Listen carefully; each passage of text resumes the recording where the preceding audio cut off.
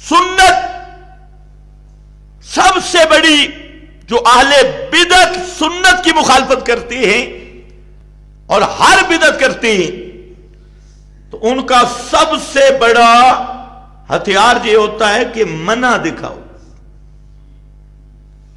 ये मौलवी उनको याद कराते हैं कि कोई बिदत करो ना तो उनको कहो भाई इससे मना दिखाओ। अगर मना नहीं तो क्या है, जायज है, और मना आ गया तब नाजायज है। तो इसलिए एक तो यहां तहकीकी और इल्मी मकाम में वो ये है कि दो किस्म के उमूर है। एक है दुनियावी उमूर, दुनिया के काम, और एक है दीन और इबादत। दोनों में फर्क है। जहां दीन और इबादत का मसला है तो वहां सबूत जरूरी है। जहां दीन और इबादत का मसला है तो वहां क्या है, सबूत जरूरी है। और जो दुनिया का मामला है उससे मना जरूरी है। यह बात जरा समझनी है। जहां दीन और इबादत का मामला आ गया वो करना तब है कि साबित हो, और जहां दुनिया का मामला है वहां छोड़ना तब है कि मना हो। छोड़ना तब है कि मना हो। असल कानून ये है। अब ये आले बिदत मौलवियों की बात समझ ही नहीं आई। उन्होंने फुकहा की किताबों का एक हवाला लिया हुआ, अल अस्लु फिल अशियाए इबाहा, कि चीजों में असल इबाहत है, हालांकि वो है अल अस्लु फिल अशिया अल इबाहा। और हमारी बात बिदत के उन्वान पे इन अशिया जो उमूरे दुनियावी में कतन नहीं, हमारी बात बिदत के उन्वान में इबादत और दीन का मौजू हमारा जेरे बात से। तो इसके मुताल्लिक याद रखना, इन दोनों को गड़बड़ कर दिया जाता है। अवाम को भी तलबीस करते हैं और जी मना दिखाओ। मना कहां दिखाना होगा, दुनियावी उमूर में, और सबूत कहां दिखाना होगा, दीनी उमूर में, इबादत में। अब इस पर कुरान मुकद्दस और अहादीस से पैगंबर की और आसार सहाबा और तमाम फुकहा मुज्तहिदीन मुत्तफिक के कि जब दीन और इबादत का मामला होगा तो उस वक्त तक वो इबादत नहीं बन सकती जब तक साबित ना हो, और जब दुनिया का मामला होगा तो उससे उस वक्त तक रुकना जरूरी नहीं जब तक मना नहीं होगी।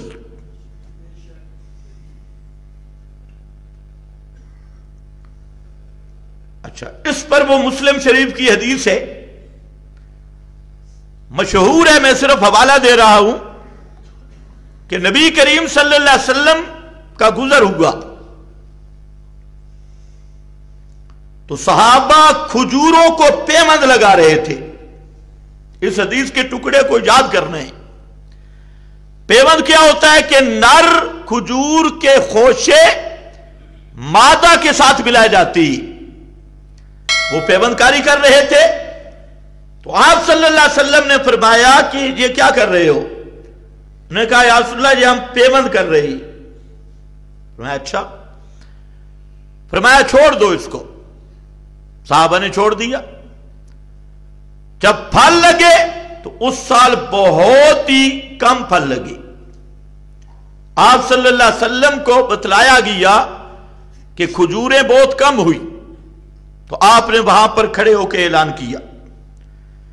आपने फरमाया मैं अल्लाह का नबी हूं, अगर दीन के मामला में, इबादत के मामला में मैं तुम्हें कुछ हुक्म दूं फखुजू हो, उसको लो, और रह गए दुनियावी उमूर, अंतुम आलम बे उमूर दुनियाकुम, दुनिया के उमूर में तुम खुद ज्यादा इल्म रखते हो, वो दुनिया के उमूर जाने और तुम जानो। اس بات پہ ذرا غور کرنا ہے. دنیاوی امور میں آپ نے کیا دے دی؟ اجازت. لیکن دینی امور میں اپنے حکم کا پابند رکھا کہ میں نبی ہوں، دین مجھ سے لوگے، اور دنیاوی امور انتم اعلم بامور دنیاکم، دنیاوی معاملات میں تم زیادہ ماہر ہو، تمہارا تجربہ زیادہ ہے. تو دنیاوی معاملات میں اللہ کے محبوب نے اباحت کا حکم جاری کیا، اور دین کے معاملات کو اپنے حکم کے ساتھ خاص کر کے پابند کیا. تو یہ حدیث ہے ہمارے اس دعویٰ کی دلیل کہ دنیاوی امور میں جب تک منع نہ ہو تو منع نہیں کیا جائے گا، اور جہاں دین کا معاملہ آئے گا تو پھر منع والی بات نہیں ہوگی، وہاں ثبوت درکار ہوگا، اور وہاں پر جب تک ثابت نہیں ہوگا تو اس کو دین یا عبادت نہیں کہہ سکتے. پھر ایک آیت ہے جو آپ اکثر سنتے ہیں، اس سے بھی ہمارا استدلال ہے. اپنے اسی دعویٰ پر میں سمجھا دے رہا ہوں کہ عبادت و دین کے معاملہ میں تم آزاد نہیں، تم پابند ہو محمد مصطفیٰ کی صلی اللہ علیہ وسلم. اور جو دنیاوی امور ہے تو اصل تو عبادت ہے، لیکن دنیاوی امور میں بھی کہیں آپ نے منع کر دیا تو پھر اس منع کے بھی آپ پابند ہیں. معروف آیت ہے قل ان کنتم تحبون اللہ،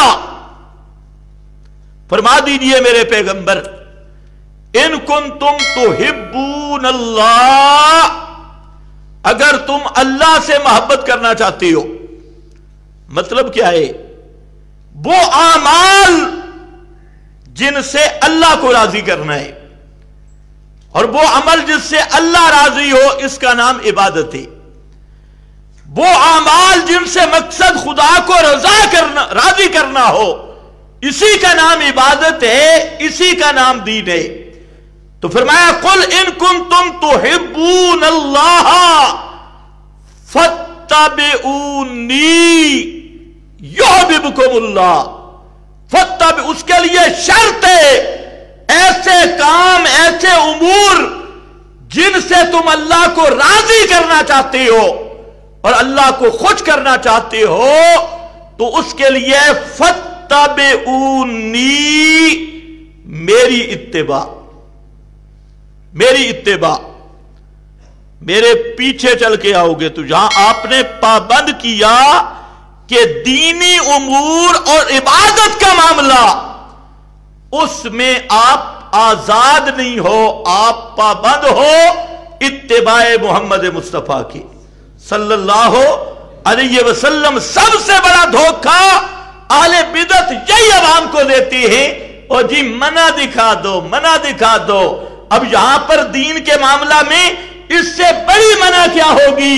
فرمایا کہ اگر اللہ کو راضی کرنا چاہتی ہو، اللہ سے محبت کرنا چاہتی ہو، فاتبعونی، پس میری اتباع کرنی ہوگی، یعنی میرے پیچھے چل کے آنا ہوگا. یحببکم اللہ، یحببکم اللہ، اللہ تمہارے اعمال قبول کر لے گا. یحببکم اللہ، یہ وہ محبت نہیں جو تم سمجھتی ہو. اللہ تم سے محبت کرے گا.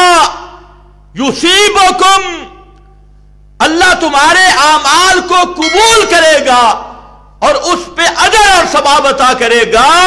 لیکن یصیبکم کے لیے شرط ہے فاتبعونی، اتباع محمد مصطفیٰ صلی اللہ علیہ وسلم. یہاں آپ اپنی مرضی نہیں کر سکتے، اور اصل